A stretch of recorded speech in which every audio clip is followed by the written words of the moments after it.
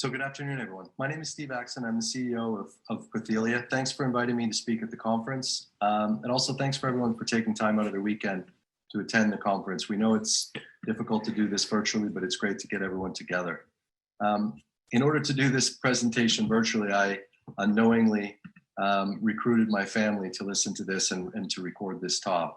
I also could not resist the opportunity of flag dropping with everything that's going on these days. So Prothelia in brief. Prothelia is a biotech company focused on the development of treatments for muscular dystrophy. We have a primary focus on patients with LAMA2 congenital muscular dystrophy, and we're approaching this with our lead program, recombinant human laminin-111, which is a protein replacement therapy for the missing protein in LAMA2-CMD. Preclinical proof of concept has been achieved by multiple researchers, and this year we've overcome key manufacturing hurdles that have held the program back in the past. Long term, we look to expand LAM111 into Duchenne, and we're also looking at other programs in other muscular dystrophies. So focusing on LAMA2 today, LAMA2-CMD patients are missing a critical protein. It's a structural protein called laminin-211, shown here. And it has a vital role in holding muscle cells and muscle fibers together. If we look at a normal, unaffected muscle, you see a hexagonal matrix of laminin-211 molecules sitting on the surface of a muscle cell.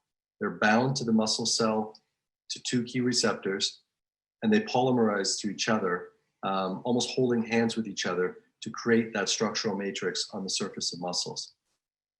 If you look at LAMA2-CMD patients' affected muscle, there's a disorganized matrix of laminates.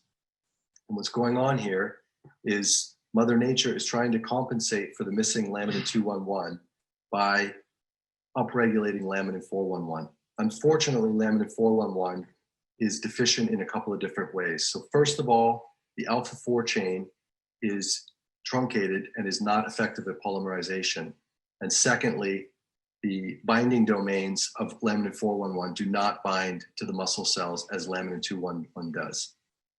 So this makes laminin-411 somewhat of an ineffective replacement for laminin-211. On Prothelia's side, our drug, LAM111, on the right-hand side, if we look at a head-to-head comparison versus laminin-211, functionally, laminin-111 is the most similar laminin of the 17 laminin isoforms to laminin-211. They share the same beta-1 and gamma-1 chains. Alpha-1 is able to polymerize as effectively as alpha-2 is. They have identical binding to the key muscle cell receptors. And importantly, laminin-111 is an embryonic laminin, meaning that it is less likely to invoke a negative immune response if delivered to a patient. So if we go back and we look at that affected LAMA2 patient muscle with a disorganized matrix, and we look at our Prothelia's drug, laminin-111, as a protein replacement therapy, if we deliver laminin-111 systemically and the drug is able to get to muscle, we should be able to rebuild that hexagonal matrix that is similar to the unaffected healthy muscle. Laminin-111 will bind to the key receptors, and it will polymerize to itself and potentially to the other residual laminins, recreating that structural integrity of the muscle cell surface. So researchers have taken this hypothesis and have studied it in multiple mice models. And I'll show you a little bit of the data here. In 2012, Rooney and al. Showed by systemically delivering laminin-111 that they were able to make the mice stronger, shown here by a mouse at 10 weeks that's laminin-111 treated, able to stand on its hind limbs, versus an untreated mouse, unfortunately not able to use its hind limbs. They've shown in 2020 in a different study that laminin-111 treated mice were much more active than untreated mice, and even more active than mice treated with laminin-211 delivered in the same way that laminin-111 was delivered. And finally, they showed that the mice were able to live about 3 times longer when treated with the protein replacement therapy of laminin-111 versus being untreated. And the picture at the top is a 60-week-old mouse that's been treated with laminin-111 protein replacement therapy, which would not exist in nature without the potential for, without the the treatment of 111. So this data led to the acquisition of this program by a biotech company in the US that looked to move this program forward into later stage preclinical and clinical development. Unfortunately, LAM111 is a large and complex protein, as shown here in this three-dimensional structure. It is a 900 kilodalton heterotrimer that has proven extremely difficult to manufacture. And the company that acquired LAM111 ran into technical difficulties and returned the program to Prothelia. In 2016, 2017, Prothelia looked to tackle these technical challenges and try and move the program forward. And I want to describe the technical challenges so you can see what we were working with. In past efforts, the production yield of LAM111 was extremely low, so low that it wasn't commercially viable to bring to patients. And secondly, and more importantly probably, the purity that they could achieve was less than 60%, meaning there were more than 40% process and product related impurities that could not be removed from the protein, from the drug. This would not be acceptable to regulators. So Prothelia partnered with two leading companies, BioLamine in Sweden and Sevik in Germany, that are experts in laminin manufacturing. And in 2020, we've been able to resolve and overcome these technical hurdles. We are currently producing the protein at about 100 times the production yields of past efforts, and we're able to purify the protein to greater than 98%. So based on these accomplishments on the manufacturing side, Prothelia was relaunched in 2020. We raised a large Series A with really strong European and US investors that have been involved in many successful rare disease companies. We have cash sufficient to take the company for 3 years. We're based in Boston, Massachusetts, and this is our team of 7 employees currently that will be growing to 15 or 20 by the end of 2021. So we've made a lot of great strides over the last 12 to 18 months, and I want to walk you through a little bit of the road ahead. So on the manufacturing side, we are very close to a final process, and we now need to scale that up and confirm if LAM111 can be manufactured at scale. We then also need, in parallel, to look at what is a safe and effective dose in animals that ultimately could lead us to a clinical dose to take to patients. We need to understand what are the best clinical endpoints, and we're doing this by running a couple of different natural history studies to really understand the natural history of LAMA2-CMD.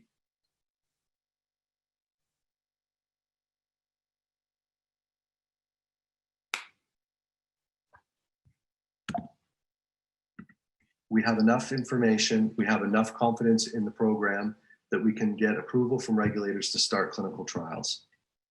And then we would embark on a long-term clinical development program to confirm whether the drug is safe and effective in patients with an aim to achieve marketing authorizations in multiple countries, all of the countries around the world that have LAMA2 patients, so that we can make this drug available to every patient that could benefit from our drug. Just briefly, I want to touch on the natural history work that we're doing because we need your help a little bit here. We have a retrospective review that we're doing. It's a medical chart review with CureCMD. It's a remote study, no visits are required, and it's open to all ages. And in this study, we're collecting the medical records, and we can do this in English, Dutch, Spanish, and also now in French and Arabic, looking to really fill in a gap in the natural history of LAMA2 in this 0 to 5 age group. The enrollment is open, and we're looking to recruit this study by the end of the year. The details can be found at clinicaltrials.gov or reach out to us or CureCMD. Secondly, there are initiatives for prospective natural history of LAMA2. There are ongoing studies in Spain and the Netherlands that are open to all ages, with Dr. Vormans in the Netherlands and Dr. Munel in Spain. And Prothelia, with a global consortium, is initiating a global study next year that we will really look at the specific endpoints that we would like to consider taking into clinical trials for patients at 0 to 5. We need your help to enroll in these studies. We need your help to raise awareness to these studies. These are critical for Prothelia's future clinical research and for other companies to come after us. I really want to thank everyone for their attention and for taking the time to attend this conference and to listen to our talk. please visit our website, prothelia.com. If you have any questions, please let us know, and we're happy to answer them. Thank you so much.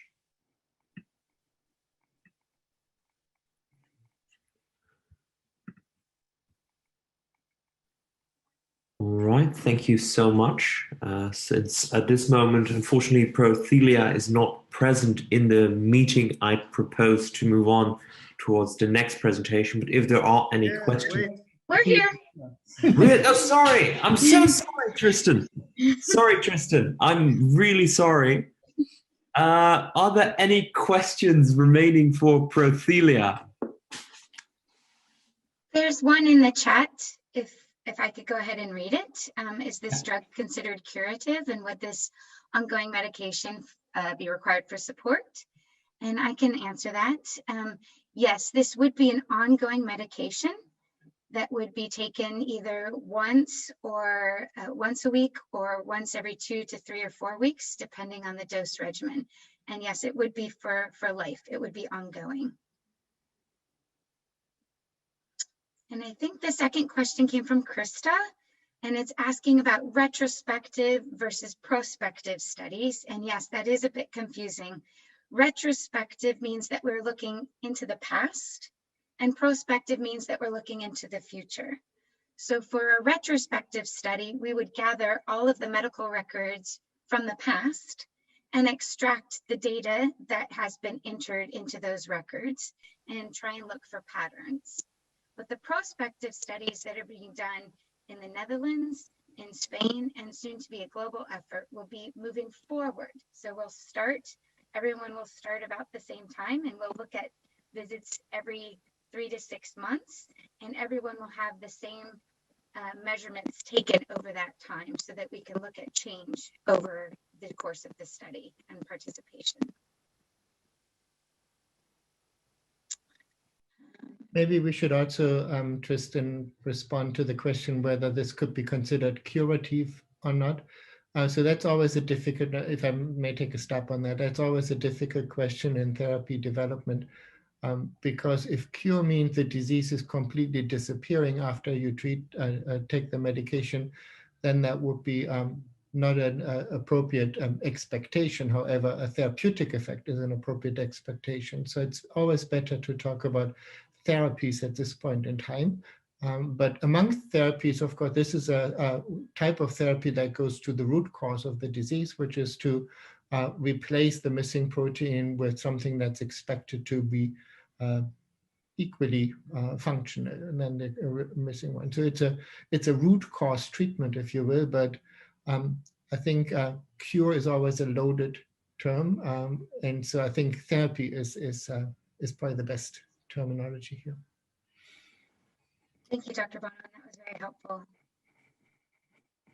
I did make a point of clarification that for any of these clinical studies, whether it's the retrospective study or the prospective studies, that all patients have to sign an informed consent, or the parent can sign on behalf of the child for certain ages.